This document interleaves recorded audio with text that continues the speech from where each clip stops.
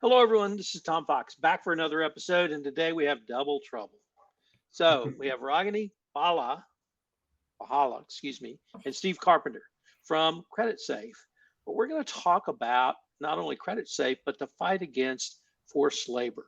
I teach a class in law school, and this was a topic last night. So I was really interested to hear what you guys are going to have to bring to this conversation. So first of all, welcome and thank you both so much for taking the time to visit with me today. Thanks for having us. Yeah. Could you all introduce yourself? Tell us about your professional backgrounds and your current roles. Okay, Steve, so you go first? yeah, I'll go first. I'm Steve Carpenter. I'm based in Toronto, Canada, and I'm the country manager of Creditsafe Canada. I've been with Creditsafe for roughly 20 years. And basically, we specialize in working with credit managers, finance managers, supply chain managers, procurement managers, in all sorts of their business practices, how they onboard customers, how they onboard new vendors, processes, steps, background, due diligence checks, that type of thing. So based in Canada. Now, prior to that, I'm from the UK, but I've traveled all over the world with Creditsafe, setting up our operations across Europe, Japan, US as well. So yeah, day to day, I'm speaking to a lot of professionals in the sort of supply chain and credit space about their policies and procedures that they have. And my name is Ragini Bala. I am head of content and PR for Creditsafe, focusing on the North America region. So my actual background is I spent about 5 years working in the supply chain area. So my first job out of university at the age of 20 was I was inspecting the factories that are producing apparel, textiles for major US brands like Saks, Kmart, Walmart, Kate Spade, and I was traveling to all of these factories all over Asia, Europe, the Middle East, Latin America, and looking at if there was forced labor, if there was child labor, looking at how they were paying their employees, making sure it was according to the local labor laws. So I have a lot of that firsthand experience. And then I've been with Creditsafe for coming up on almost a year. And I really focus on content, building that story around everything that we do, and PR as well. So could you tell us about the fight against forced labor and child labor in the supply chain? Steve, do you want to maybe start by sharing a little bit about what you know about the law? So there's an interesting new bill in Canada. It's called Bill S211, which is basically a new bill introduced by the Canadian government, which feels like it's Canada's commitment to how they fight child labour and forced labour in the company supply chains. And this is going to impact all companies. Primarily, it's going to be companies in the goods industries, not services, as a starting point. It's coming into effect on the 1st of January 2024, with first filing requirements for companies by the 31st of May 2024. So it's a really interesting one. It feels like, as I say, this is Canada playing catch up, because there's lots of other countries that do this already, all across the UK, Germany, France, Australia, parts of the US. These type of bills are already in place. So this is Canada's take on the law. As I say, it's a really interesting one. And we're speaking to more and more of our customers at the moment about how they're going to fulfill these new requirements, processes they've got to go through, because again, it's the type of thing that we see compliance in ESG has been a hot topic for a while, but it's a very young market, where things like credit information that we specialize in is a very mature market. There's lots of reporting requirements from public and private companies, whereas anything to do with ESG, ethical sourcing, compliance, it's a much younger market. It's a lot more vague. So even though companies are having to now report and show steps that they're going through, it's really not that easy to get data on companies and understand who you're dealing with. So it's a work in progress, and it's something, as I say, we're working with companies every day to figure out how they put these processes in place. So let me tell you why I was so excited to visit with you guys. And you just hit on it, Steve, because I've not seen anyone put credit risk against the fight, and I'm going to broaden it out to human trafficking, modern slavery, forced labor, sort of all of those concepts. How has credit risk been able to wed what you guys have done and done for, with you, Steve, over 20 years to bring this to this modern 2020 scourge? Yeah, so it's a really interesting one. As I say, it feels like this is something that's totally new. And just to give you a little bit of context, like through the Creditsafe applications, through our website, through our API, through integrations with big ERP systems that companies use, you can pull data pretty much on any private company in the world. Depending on where that company is, you can pull things like financial statements, ultimate beneficial ownership, who the officers and principals of the company are. You can look at the profit loss statements, their balance sheet. You can look at shareholders. You can look at the credit score. So you can even see if there's an officer of a company, you can see all the other companies that person is currently an officer of, has been historically an officer of. So you can get a feel for how has that officer performed running other companies. But in the ESG space, there just isn't anything like that. Like, the gut feeling is that companies like the big four accounting firms, they're auditing companies every single day, private companies all over the world for their financial reporting requirements. It's going to become more and more prevalent where they're going to be auditing companies for this ESG supply chain type data. And then our goal as Creditsafe is we want to integrate that into our credit information. So not only are you looking at the financial strength of a company, the background of a company, you're also going to be looking at the ESG parts of the company, the ethical sourcing, the full supply chain as well. So it's a route we're taking. It's something that's really exciting to have all of that data consolidated into one place. Wow. I'm almost dumbfounded because it makes perfect sense. And I guess the question I have is, when you sit down across from a customer, potential customer, client, do they understand how Creditsafe and your, I don't want to say routine work, but the work you do and the services you provide and the information you provide, do they understand this is a natural extension and it's an integral part now of what they have to comply with as Mr. Manufacturing, Canadian manufacturing company, because of these new laws, and you're able to bring them a solution to a problem that may not have existed for them, at least legally until recently, but now you're stepping forward with, here's the problem, but guess what? We can deliver you guys a solution. Definitely. And I think as well, it's definitely a part of, like, within a company, who is responsible for this. So in our typical industry, you're talking to a credit manager or a finance manager, and the primary objective of using Creditsafe is, if I ship goods and I send an invoice to get paid on 30 days, am I going to get paid? If I am going to get paid, how late am I going to get paid, or am I going to get paid on time? And what's the likelihood that company is going to go bankrupt or become insolvent?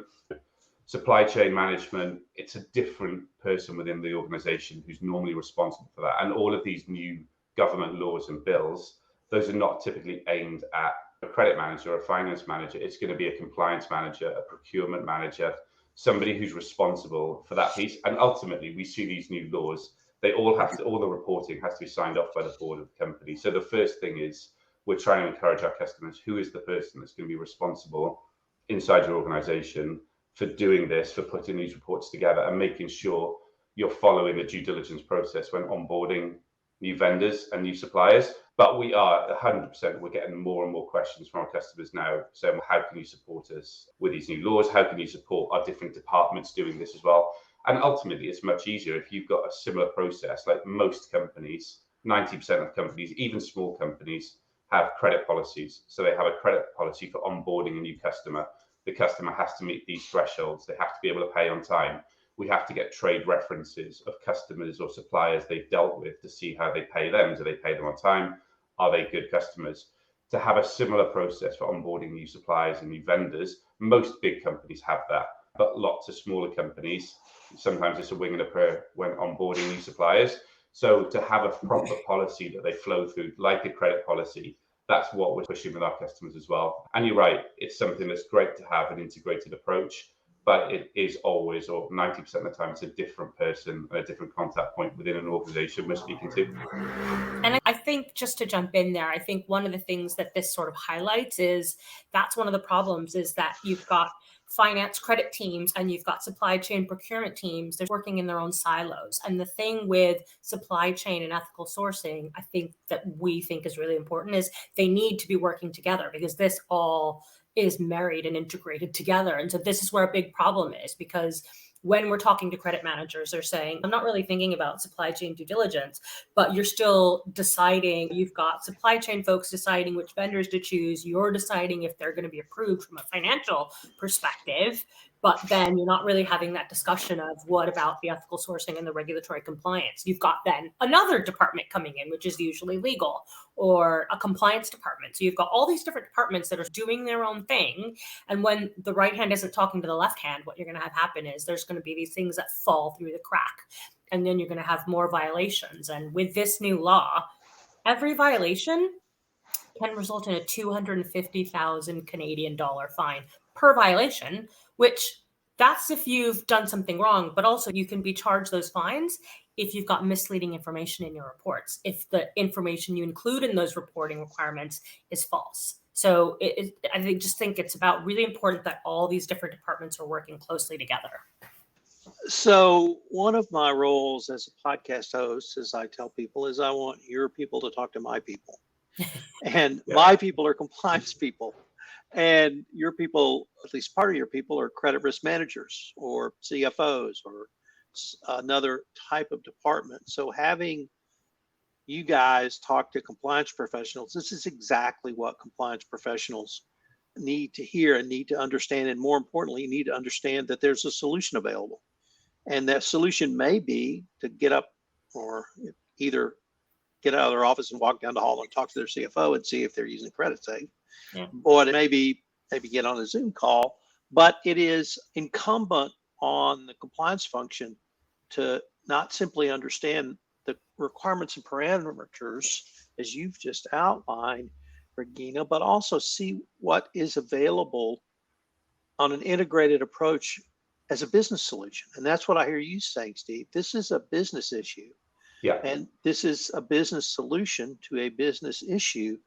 But now with a new Canadian law, does this Canadian law, let's explore that a little bit. Does it impact all Canadian companies, or is it limited to a certain sector or sectors? So initially, it's limited to a certain sector. It's focused on government agencies. So government agencies have to follow these standards. All public companies listed on any Canadian stock exchange. And then it's going to be all Canadian companies. I think I've got it written down here. It's if they've got over 20 million Canadian dollars of assets in Canada, 40 million plus in annual sales, or 250 employees or more. So if they meet 2 out of those 3 criteria, then they apply for these new laws. But it's the type of thing, this is a starting point. And this is a company selling goods, not services. But you can imagine this is a starting point. This is probably going to change, and it always starts with the bigger companies that have to report. Then it'll probably filter down to smaller companies as it becomes more mature as well. So it's the type of thing that most companies who are aware of this new law should put some sort of framework in place now anyway. So as that law then filters down and it's enforced for smaller companies, they'll already have a sort of practice in place for when that comes as well. And I think as well, like most companies we talk to, as I said, everybody has their credit policy when onboarding new customers. It's felt like compliance, forced labor, child labor, that type of thing. It's always been a little bit of a box ticking exercise. Companies will say, I've gone through this process, I've done this and this, but nobody's really taking it that seriously. So these type of laws, I think they're brilliant because of course it's primarily a humanitarian law that's coming in, but it's going to force companies to take this seriously and to make it awareness within companies to go through the proper training processes as well. So yeah, I think that's a really positive piece of it. And I know, Rodney, we've talked previously, you've worked in this space previously and you've visited like factories across Asia, Turkey, places like that, where you've seen this with your own eyes and the sort of impact this has. And that tick box exercise point you make, Steve, is just spot on. And it's also something that we actually did some research on recently. And it was mind-boggling and just eye-opening to see that 83% of the North American companies that we surveyed in the US and Canada said, okay, we run compliance checks about once a quarter. But then when we asked, how likely would you still use a supplier if they've been found to use forced labor or child labor? Take a guess what percentage said, yeah, we'll still use a supplier if they've been found to be using child labor or forced labor. What do you think? 10%, 20%? 75 or 80. It was 43%. And that's still alarming, but it was also this weird paradox, right? You get 83% saying, yeah, we run these compliance checks once a quarter.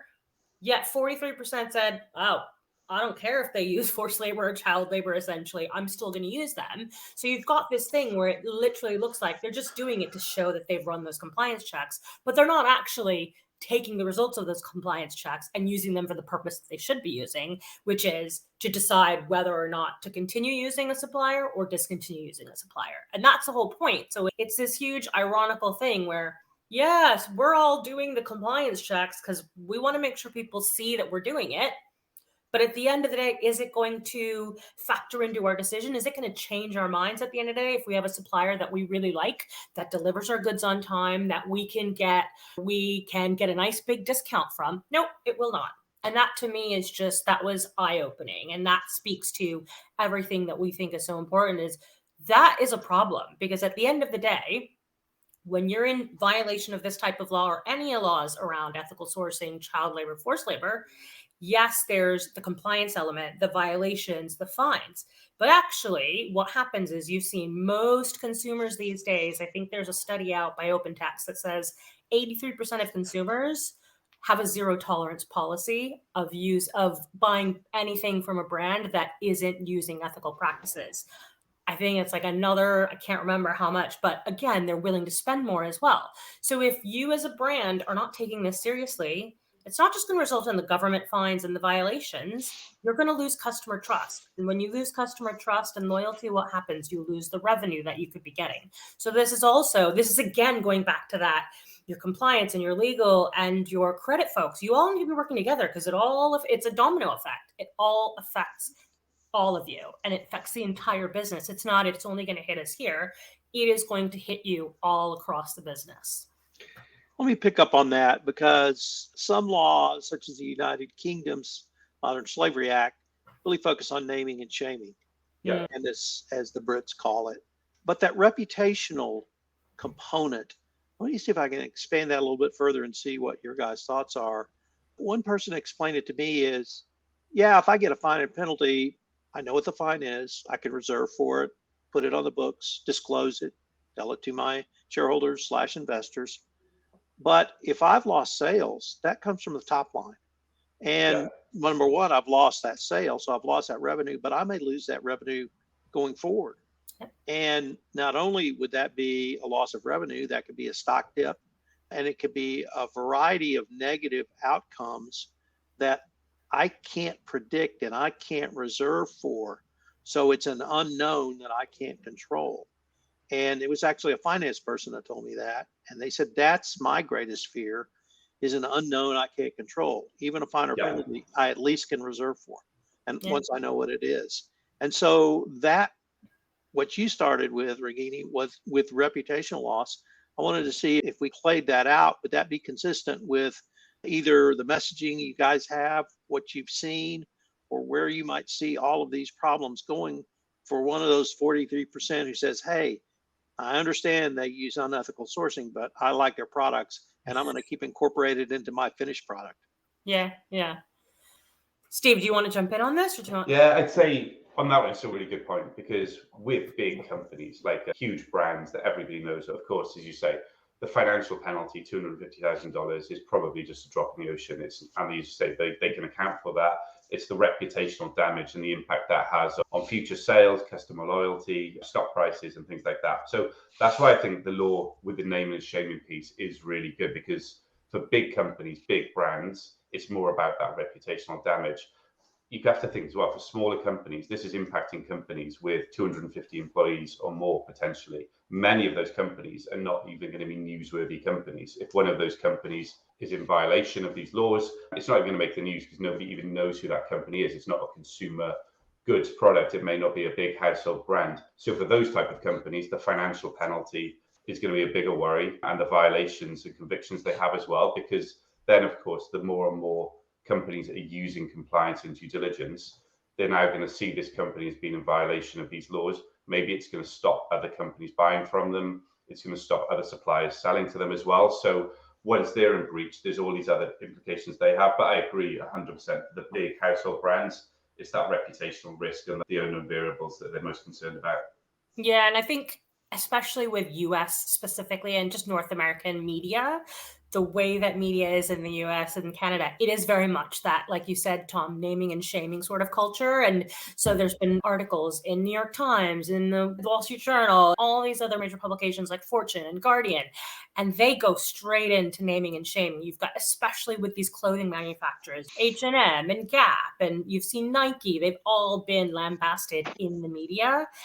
I think actually, I almost feel like the bigger brands are almost, it feels like they're not taking it serious enough because they're constantly being shamed in the media, but nothing's really changing. And I think that's part of it as well, is like the bigger the company, I think the more almost, what is it, foolproof? Like they almost feel like they're bulletproof. And I think they think that it doesn't matter, but it does. It's going to hit your stock price, especially if you're a public company and you're a major brand. It's going to hit your stock price. It's going to lose you actual customer sales and long-term revenue. And at the end of the day, you could end up going down the road of Bed Bath & Beyond and having to go bankrupt because you've lost too many customers. And then you've had to try to recoup yourself financially at the end of the day. So, Regina, you've been in this field for quite some time. I'm going to draw back to one of the seminal events for many Americans, which was, I think, Romani Plaza was the name. It was the place, the office or the building in Bangladesh that collapsed, where it turned out that numerous U.S. companies were having clothes made or manufactured. And coming forward from that date, which really opened the eyes to many Americans because of a great amount of publicity, and then moving forward with the legal initiatives you've seen in the United Kingdom, the Germany Supply Chain Act, and then this Canadian Act, we see, I want to say, an entire ecosystem around ethical sourcing and forced labor. And part of that is the regulatory component. And that may be part that you saw missing, which now companies really will have to pay. And $250,000 per violation, that can add up very quickly. Yeah. So I want to focus on the reporting requirements. Is that public recording, as in a stock filing, not a stock filing, but an annual stock report, shareholder report, or is that a reporting requirement to the government? It has to go into a registry, which I believe, and Steve, jump in if I'm wrong, but it's going to have to actually be posted on the company's public website as well. Yeah, so there's two requirements. All companies by the 31st of May in Canada have to basically submit a report to the ministry. They also need to make that report publicly available in a prominent place on their website. So those are the two requirements. I've actually this morning, I looked at the Australian registry. So you can go to the Australian registry for forced or child labour, and it's open access. You can go in, you can type in a company name. I think there's about 8,000 or 9,000 companies who've submitted their reports so far to the Australian registry. And when I look at them, they're not overly onerous. Like they typically 7 pages to 15 pages, the ones I read. So I read 5 or 6 this morning, maximum of 15 pages. And again, the government have provided guidelines about what needs to go into those reports. So it's things like, you can upload your policies. Do you have a corporate governance policy? Do you have vendor onboarding policies and things like that? So you can show the policies you have. You can also show what training you put your staff through. So you can put a section in about training. You can put a section in about supplier contracts, remediation. So for example, if anything does go wrong and you find out that there is some sort of violation in your supply chain, what remediation processes you have in to resolve that as well. Then probably the bit where Creditsafe come in the due diligence piece. So it's what steps do you go through when you're onboarding new suppliers to make sure that they don't have convictions or enforcement against them, that type of thing. And what type of audit do you keep? So again, when we're speaking to our customers, we're saying, this is what you should do. You should go to this portal. You should search for the company. When you search for this company, you're actually searching against 7,000 or 8,000 different global enforcement lists. So it's not just child labor or forced labor. This includes sanctioned entities. It includes politically exposed people. It includes terrorist watch lists, OFAC lists. So it's all of the big sort of watch lists globally, which include these labor infraction lists. And keep an audit, simply download a PDF to say, on this date, we onboarded this supplier. On this day, at this time, these are the reports we pulled to make sure that we check them for any convictions or enforcements. And then we go through a monitoring process. So once a quarter, we will look at these companies to make sure nothing's changed, make sure there's no new enforcement against them. So that's a relatively straightforward piece to go through that process. I know some big companies will outsource like on-site visits. Rodney, part of your previous role was you were traveling, as I mentioned, to like Turkey, to Asia, and you were doing site visits to factories Yeah. on behalf of big global brands to make sure that they were following these practices. There was no safety issues. There was no child labor being used.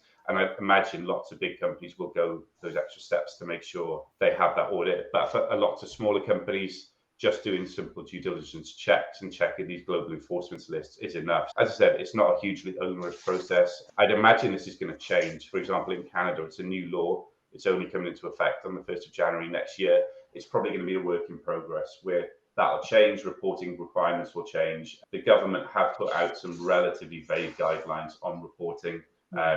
Again, I'd imagine they'll give more details closer to the time, but I'd advise just visiting the Australian ministry page. We can post a link in the podcast as well. And you can go there, you can look at other reports companies in Australia have issued. Obviously, there's differences between Australian laws and Canadian laws, but it'll give a good framework of the type of information that can be put in. Yeah, I think it's just a bit of, for me, it's like the evolution of ethical sourcing and how important it is. When I was doing these on-site visits at factories around the world, India, Pakistan, China, Turkey, you name it, I've been there. And we would spend a couple of hours in each factory. We were interviewing employees. We were reviewing legal documents, financial documents, going through their payroll, all of that. And, we would then have to create this, like, it was sometimes 15 to 20 page report that would then be sent to the brand that we were working for. And it had all these different elements around what were the different violations we found, how serious were there, what are our recommendations, what's our recommendation for the next steps, should you completely stop working with this factory, or is it a few things that if you give them a bit of guidance and you work with them, they can fix it within 2 to 3 months. And it really varied. But I think part of this also is, I think brands, any brand, whether they're in Canada or any country, the other piece of this is, yes, brands need to be doing their due diligence and protect the integrity of their supply chain. But if this is ever going to change, and if we're going to stop seeing millions of children working illegally in factories around the world, the only way that's going to change is if you've got the government of Canada or the US or other countries, and they're working with the governments of those countries like India and Bangladesh and Pakistan and China, and really working with them to figure out how do we create change, because it's never going to stop, if we're being honest. I don't want to sound skeptical, but when you think about these countries, the reason that these factories are doing this is because it's their way of surviving. It's their way of making a living. And I can tell you, I used to sit there, and I was 21 when I was doing this, and I was sitting in front of 50-year-old, 60-year-old men who just were almost flabbergasted that I was giving them these recommendations. And I would explain to them the long-term implications that it would have for their business. I would explain, if you don't correct this, not only is this just unethical, but you're going to lose the business from Saks or from Kate Spade or from Kmart. And if you're relying on them for 80% of your income, this is going to be a financial, it's going to break you financially. So you need to be thinking about this from all angles. And I think that's where I would love to start seeing, like, some of the governments within the US and Canada really starting to work with governments in India and Bangladesh and China, and really starting to figure out how do we work together. Because I think right now it's this one edge, and we're 100%, I think we've got solutions that can help. And this is where tech, I think, is going to be really powerful for brands. And this is, again, that sort of piece of how do you use tech for good? I think that's part of how we see this, is tech can do good with this.